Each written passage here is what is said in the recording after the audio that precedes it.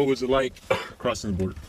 Honestly, crossing the border was probably one of the hardest things I ever done in my life. I was 10, I was coming, my dad was already here. We had a pretty shitty life back where we were from. You had to struggle to find anything to eat on a daily basis. It was just a pretty shitty town in general. It was meant to happen that to move over here, but it was me, an older sister. She's 3 years older than me, so she was 13 at the time, and a younger sister, which was around four at the time, and then my mom. And since I was like the only guy right there, it was kind of like falling to me to be like the manly figure, to try to show no fear. But when you're 10 years old, going to some shit like that, it's like scary, like try not to show my fear, play with my sister to try to keep her happy. But it was hard, being in a place that you don't know, doing something that could potentially kill you and stuff. When I crossed the border, we stayed at a house by Tijuana. It was an old town, so there wasn't that many houses and stuff. We stayed there for like maybe a week or so.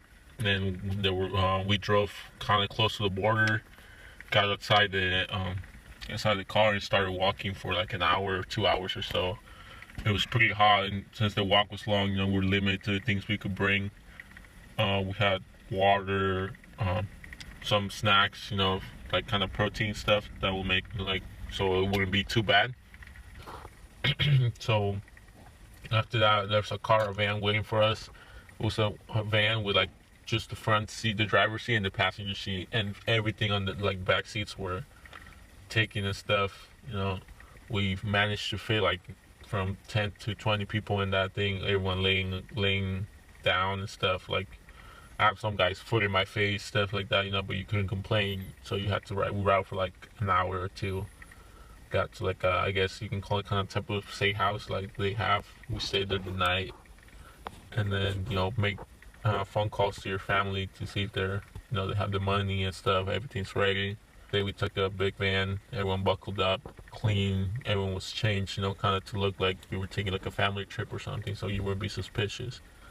And yeah, that's pretty much it. I was happy. I was kind of shocked, for the experience. Happy to see my family though, and it's new life started here. What's that new life like now? Well, at first it was pretty hard not knowing anything. I remember I got here on a May 5th, Sunday morning, really 2008. And now that my dad's sick right now, and since we're here illegally, he can't get any like help from like medical and stuff, Like insurance wise. So it kind of sucks. Sucks because I gotta watch him every day. Struggle. He tries to not show pain, but there's glimpses throughout the day where it's a bit too much. But and that's that's a consequence. You gotta live. You came here. That American dream. That American dream. But anything's better than what we used to live in. Like everyone there it's like really poor. Nothing to eat sometimes. And I'm grateful that I can go to a university and hopefully one day graduate and get a degree and help my parents out. Do some payback. Would you say that it was all worth it? All that struggle crossing the border? Would you say you're living like a normal teenager's life? I feel like in some type of way, I am. I feel like I'm living a teenage life, but with a lot more responsibilities.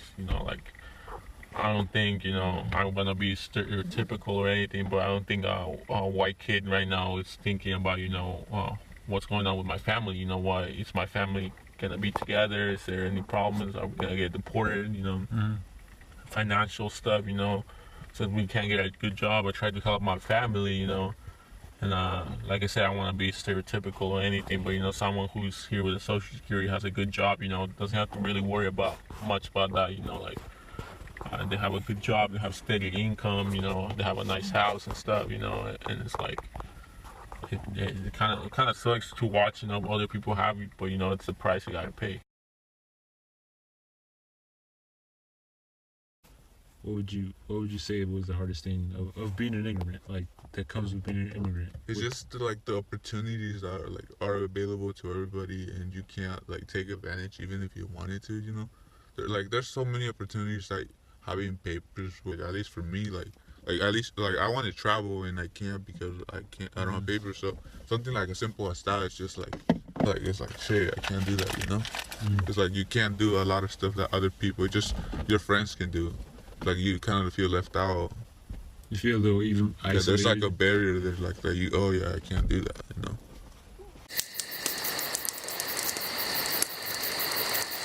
Tell me about this. Well, see, I grew up in a really small village in Oaxaca, and like honestly, like growing up was kind of like, for me it was hard because I lived with my grandparents. My dad left when I was 4, and then my mom left when I was like I want to say 7. So it's like I grew up in a really small like village, poor and everything. So I never thought like I would like cross the border until like my parents wanted me to. Yeah, luckily, my aunt wanted to cross also, so we could go together. Otherwise, I would just go alone. Over. And how old were you? I want to say like 8 or 9. 8 or 9 years old crossing the border. Okay, continue. Yeah, and so it was just like I didn't know what like we were doing or why we were doing it until like they finally told me that like we're crossing the border and you gotta like obey what we're like whatever they tell you so we can cross safely, you know. And we did that like for like a month. Did you guys ever get caught? Yeah, we got caught multiple times. Like the first time we just straight up got caught like where we were trying to like run through like a bunch of bushes in the like desert, and then it was the second time like that we got caught that they took us in, you know. Like it was like the first time going into like their where they keep all the immigrants. Being young, like that would like that scared me because I was like, you know, I don't know what's going on, and I was scared a lot. But like the third time, we made it through. Like we were already in San Diego, you know. It was like, oh, you know, the third one's the Lucky Charms and stuff like that. Yeah.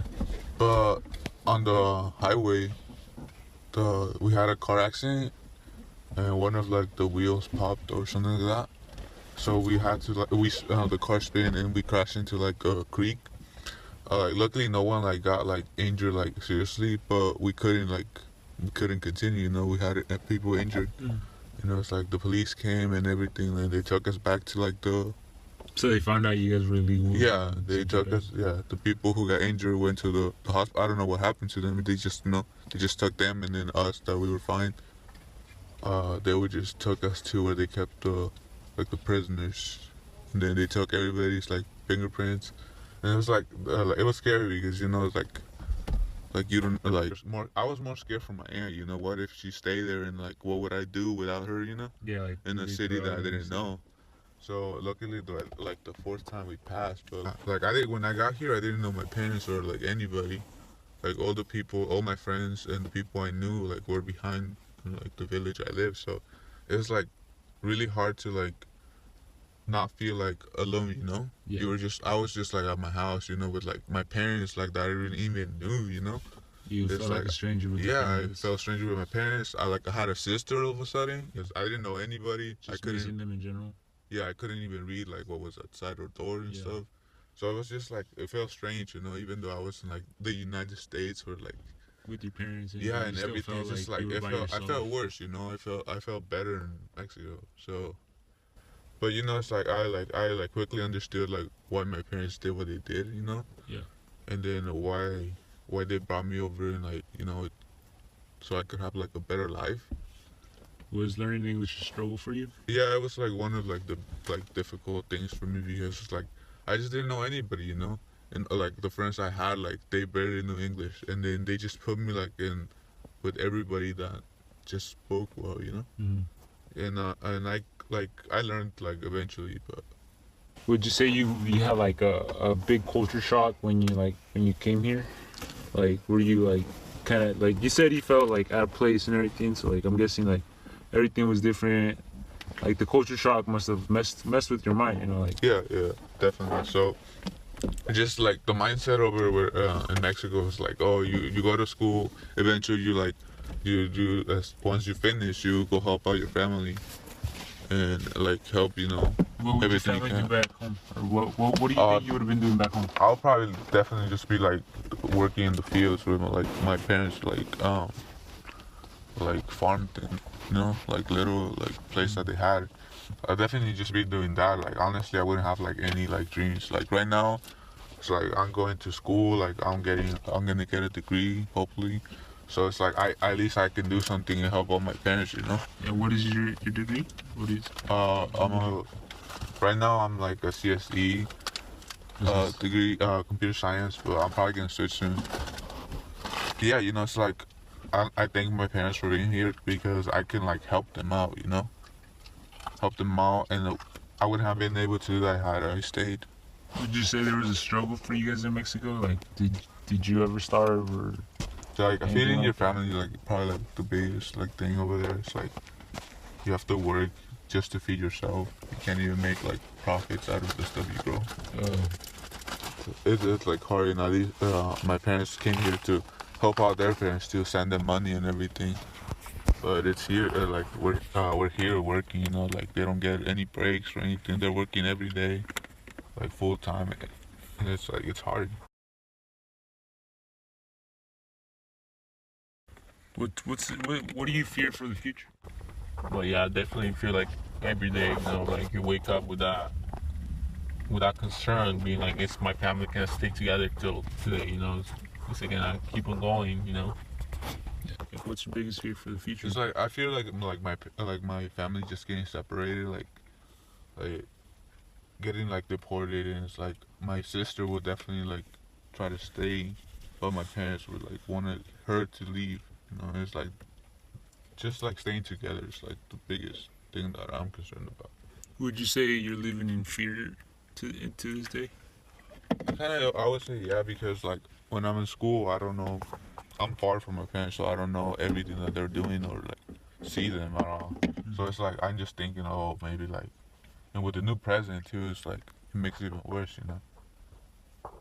It's, you know, scared that they might just get deported out of nowhere. If you could say one thing to Donald Trump, what would you say? It's just like trying to like not convince or anything, but just show him that there's more to immigrants that he just I don't know doesn't understand, like, or it's like ignorant about.